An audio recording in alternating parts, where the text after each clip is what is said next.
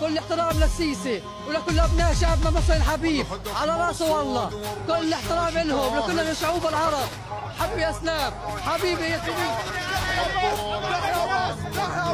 تحيا مصر. كل تحيات للرئيس المصري عبد الفتاح السيسي، واحنا من غزه كلنا فتى مصر وعيون اهل مصر، واحنا ان شاء الله بكل ثابت مصريين مصريين مصريين. تحيا للرئيس. طيب كيف تشوف هذا الجهد عن جد؟ انت اليوم مبسوط وواضح انه بتعبر عن مشاعرك، احكي لي عن شعورك.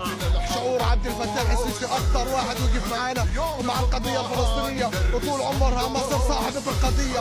هي من اول الحروب كانت مثل هذه القضيه الفلسطينيه، والقضيه الفلسطينيه من اول واجبات المصريين، ومصر ان شاء الله من مزيد الى مزيد ومن عمار الى عمار. بدي اسالك سؤال، عشت انت الحروب اللي فاتت؟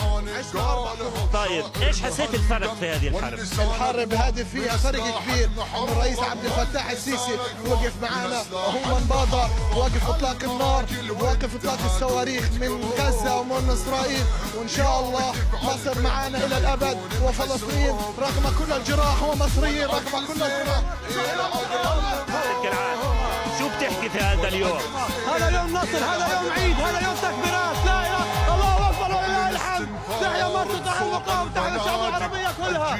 يرحم شهداء. يعني ربما هذه ايضا رساله مهمه حازم لمدى تعبير المواطنين في القطاع عن تقديرهم لهذا الجهد المصري الذي ساهم بطبيعه الحال في دعم جهود وقف اطلاق النار. حازم يعني احاول ان يعني هي رسائل قويه جدا.